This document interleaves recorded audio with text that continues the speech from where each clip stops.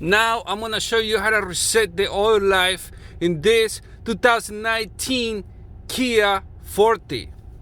Alright, all you gotta do is, let's do it from the beginning. We start the car, you're gonna see a message.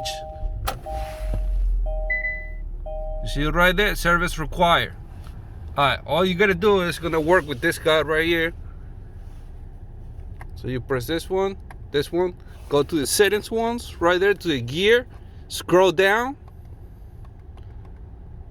service interval, press OK, scroll down, reset, press OK, reset time and distance, yes, press OK, and that's it.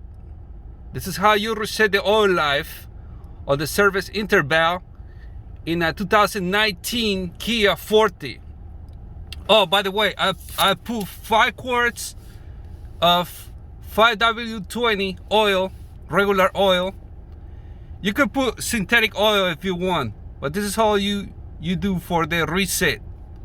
Alright, thank you for watching. I appreciate it, and don't forget to subscribe, hit the like button. If you have any comments, put it in the comment box.